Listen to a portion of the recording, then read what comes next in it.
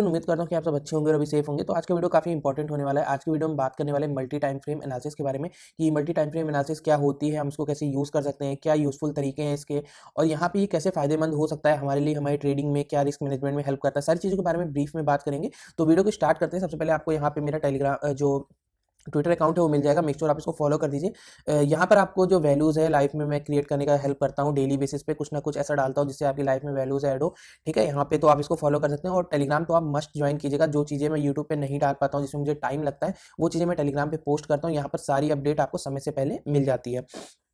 तो चलते पहले मल्टी टाइम फ्रेम एनालिसिस को समझ लेते हैं यहाँ पर, उसके बाद बात करते हैं कि मल्टी टाइम फ्रेम एनालिसिस को कैसे करते हैं। ठीक है, और कैसे क्या जो है कैसे यूजफुल हो सकता है हमारे लिए, सारी चीज़ों के बारे में यहाँ पे बात करेंगे। इसको मैं थोड़ा सा छोटा कर लेता हूँ। ठीक है, एक सेकंड का टाइम दीजिएगा। तो देखो, मल्टी टाइम फ्रेम एनालिसिस, जैसा नाम से आपको पता लग रहा है कि हम मल्टी टाइम फ्रेम पर एनालिसिस करेंगे। जैसे मैं आपको एक एग्जांपल देता हूँ। जैसे मान लीजिए ये एक बेस प्राइस है, ठीक है, बेस लाइन है। प्राइस जो है ये इस तरह ऊपर नीचे मूव कर रहा है। आप क्या करते हो, आप लोग सबसे बड़ी गलती करते हो, आप लोग ट्रेड करने जाते हो। तो आप लोग को मान लीजिए इंट्राडे करना है, आप लोग ने कहीं से पता किया कि 15 मिनट के टाइम फ्रेम पे और 1 घंटे के टाइम फ्रेम पे आप इंट्राडे ट्रेडिंग जो है वो कर सकते हो। आपने क्या किया, आपने चार्ट खोला, आपने 1 आवर पे पैटर्न ड्रॉ किया और आपने ट्रेड किया। कभी कभी वो सक्सेसफुल हो जाएगा, कभी कभी वो सक्सेसफुल नहीं होगा, आपका एसएल हिट होगा। फिर जो लॉन्ग रन होगा उसमें आप क्या करोगे, आप लॉस ही करोगे मेजरली। तो आप जब उस चीज़ को एनालाइज करोगे तो आपको समझ में नहीं आएगा कि आपकी गलतियां कहाँ पर हो रही हैं। तो इसमें आपको सबसे पहले क्या करना है, आपको किसी भी चार्ट पर जाके सबसे पहले एक बड़ी पिक्चर देखनी है। एक एग्जाम्पल दोबारा देता हूँ मैं आपको। मान लीजिए कि एक ट्रेंड है, ठीक है, वो इस तरह चल रहा है और सामने रेजिस्टेंस है, और इस तरह प्राइस जो है वो चल रहा है। इस रेजिस्टेंस को आप इग्नोर कीजिएगा। ठीक है, मैं इसको पूरा पूरा क्लियर कर देता हूँ। मान लीजिए जो प्राइस है वो इस तरह करते हैं। ठीक है, प्राइस है वो इस तरह चल रहा है 4 आवर पे। अब 4 आवर पे अगर आप देखोगे तो ट्रेंड तो आपको अप ट्रेंड दिख रहा है, बट जो प्राइस है वो कहीं ना कहीं इस लेवल पर पहुंच चुका है, इसमें एक रिट्रेसमेंट पेंडिंग है। बट आप जो 15 मिनट के टाइम फ्रेम पे जाते हो और इसकी जूम इन पिक्चर निकालते हो, जब जूम इन पिक्चर में जाते हो तो ये पिक्चर तो कट जाती है जो 4 आवर पे आपको रेजिस्टेंस दिखा रहा है। फिर आपको 1 आवर पे दिखाएगा कि प्राइस जो है 1 आवर में भी ऐसे ही मूव कर रहा होगा। तो 1 आवर में प्राइस आपको बॉटम पे दिखा रहा है, तो आप कहोगे मेरे लिए तो ये बॉटम है, मुझे तो यहाँ पर एंट्री करना है। आप क्या करोगे, आप यहाँ पर एंट्री कर जाओगे, और जैसे आप एंट्री करोगे आपका ऐसे लिट हो जाएगा।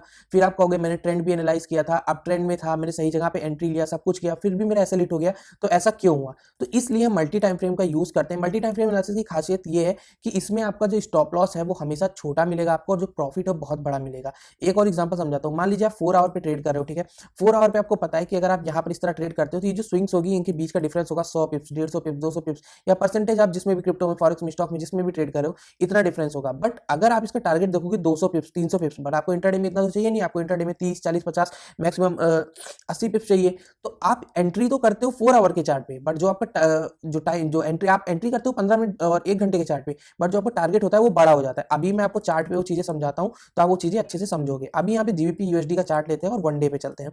अब जैसे आप पहले मैं चलता हूँ 15 मिनट पे। ठीक है, मान लीजिए आपने इंटरडे में चार्ट खोला, आपने आप यहाँ पर 15 मिनट में चले गए। ठीक है, 15 मिनट क्या 1 घंटे पे चलते हैं कि जो थोड़े से ज्यादा बिगनर्स हैं उनको भी आइडिया लग जाए। अब यहाँ पर आपको क्या दिख रहा है, यहाँ पे आपको दिख रही है एक रेजिस्टेंस। ठीक है, आपको एक रेजिस्टेंस दिख रही है।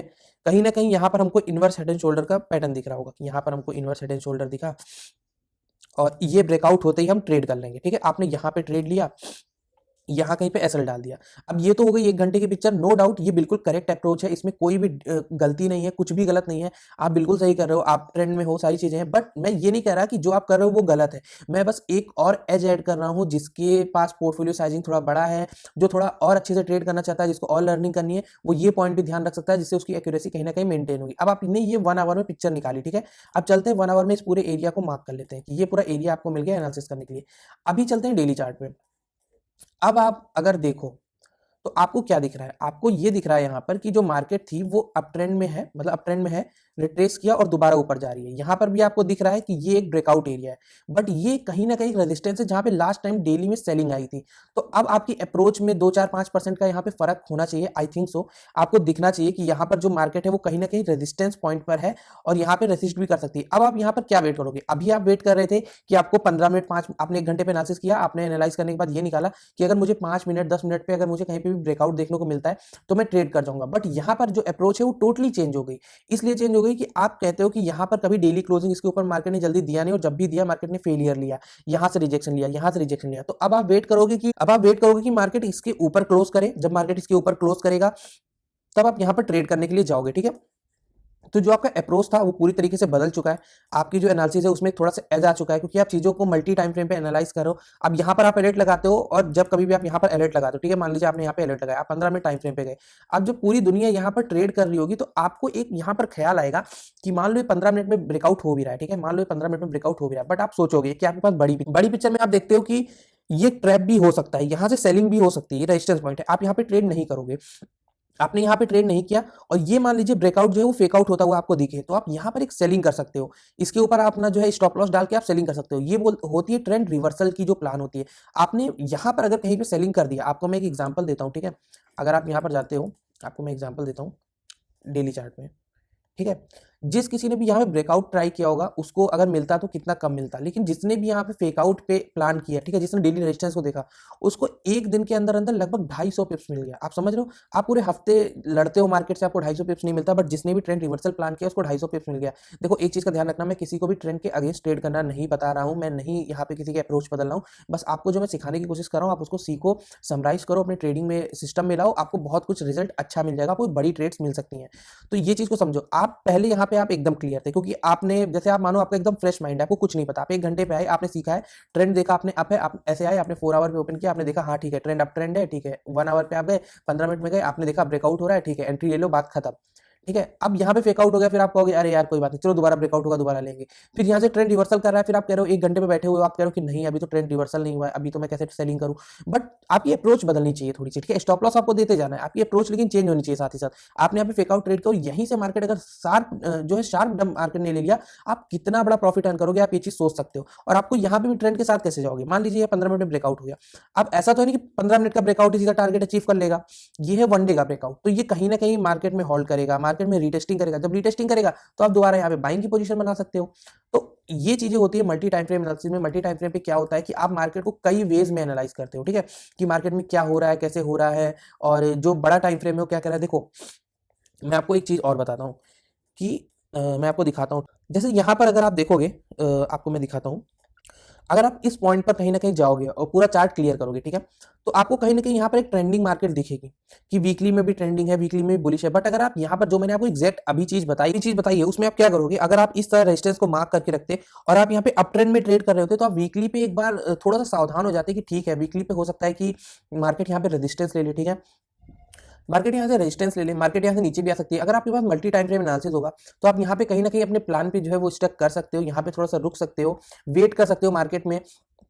और जो अप्रोच मैंने आपको बताई कि अगर आप यहाँ पे प्लान करते हैं और आपको कहीं ना कहीं ट्रेंड रिवर्सल अगर यहाँ पर दिखता और आप वीकली में अगर यहाँ पे सेलिंग प्लान करते तो आपको कितना बड़ा प्रॉफिट यहाँ से हो सकता था। मैं जानता हूँ आप लोग में से 99% लोग या शायद मैं भी इस ट्रेंड को राइड ना कर पाऊँ वीकली पे, बट कहीं ना कहीं जो अप्रोच है इंट्राडे में जो लोग क्या करते हैं, फायर फाइटिंग करते हैं, वो चीजें यहाँ पे मल्टी टाइम फ्रेम एनालिसिस से जो है ठीक हो सकती हैं। क्योंकि देखिए मल्टी टाइम फ्रेम एनालिसिस में मैं आपको क्लियरली बताऊं तो ऐसी चीजें हैं कि आपको जब पूरी पिक्चर दिखेगी, आपको सारी चीजें दिखेंगी, तो आप डिसीजन में आपके काफी वो हेल्पफुल होगा। जैसे मैं आपको एक चीज दिखाता हूँ, ये पूरा जो चार्ट है, ये जो पूरा चार्ट है इसको हम क्लियर कर लेते हैं, ठीक है। अब जैसे मैंने पूरा चार्ट क्लियर कर लिया, अभी आपको यहाँ पर क्या दिख रहा है, आपको दिख रहा है वीकली में मार्केट ऊपर गई, फिर मार्केट नीचे आई, रिट्रेस किया, फिर मार्केट ऊपर जा रही है। लेकिन अब यहाँ पर अगर आप देखो तो बाइंग भी हुई, सेलिंग भी हुई, सारी चीजें हुई। अब आप एक एनालिसिस और कर सकते हो, आप इसका हाई मार्क कर सकते हो, आप इसका लो मार्क करके रख सकते हो। जब कभी भी मार्केट इसका हाई क्रॉस करती है मतलब बायर्स जीत गए, जब इसका लो मार्क कर मार्केट निकलती है, लो क्रॉस करती है तो मतलब सेलर्स जीत गए। तो इस तरह आप एनालाइज कर सकते हो। फिर आप 15 मिनट में जा सकते हो, फिर वहां पर चार्ट पैटर्न फाइंड कर सकते हो। आपके पास एक अप्रोच होगा कि ठीक है यहाँ पर अगर ये 15 मिनट में रेजिस्टेंस है तो ये वीकली रेजिस्टेंस भी है, तो आप उस तरीके से प्लान कर सकते हो। देखो उम्मीद करता हूँ कि आपको जो मैंने कंटेंट बताया, जो मैंने समझाया, वो पॉइंट आपको क्लियर हुआ हो। वीडियो थोड़ा सा लंबा हो जाता है बट जो मैं कॉन्सेप्ट क्लियर करना चाहता हूँ वो कॉन्सेप्ट क्लियर होना चाहिए। आपको अगर कोई भी चीज़ें एनालाइज करनी है, सारी चीज़ें करनी है, तो आपको मल्टी टाइम फ्रेम बहुत क्लियर होना चाहिए। मैंने यहाँ पे बहुत ज़्यादा उस तरीके से नहीं बताया जैसे लोग बताते हैं, मैंने थोड़ा सा अलग तरीके से बताया, प्रैक्टिकल तरीके से बताया। तो उस चीज़ को आप देखना। अगर आपको लगता है कि इसका पार्ट 2 की भी जरूरत है, मैं पार्ट 2 भी करके बता दूंगा आपको। और मैं कल को कोई ट्रेड लेता हूँ, क्योंकि मैं बिलीव करता हूँ बैक टेस्ट से ज़्यादा मैं फॉरवर्ड टेस्ट करके दिखाऊँ। कल को मैं कोई ट्रेड करता हूँ बैक टेस्ट करके, देखो मैं हमेशा ही करता हूँ, मैंने पहले भी कई बार करके दिखाया हुआ, आप प्रीवियस वीडियो में चेकआउट करना। यूएसडी जीपीवाई से जितनी ट्रेड होती है मैं हमेशा 1 घंटे पे एनालाइज करके 5 मिनट में लेता हूँ। तो ये चीज़ें आपको करनी है। मैं आगे भी आपको दिखाता रहूंगा, सारी चीज़ें करता रहूंगा। और अगर आपको वीडियो पसंद आया हो तो वीडियो को लाइक करना और मेक श्योर आप टेलीग्राम जरूर ज्वाइन करना, सारी चीज़ें वहां पर आपको समय से पहले मिल जाती है। Thank you so much for watching.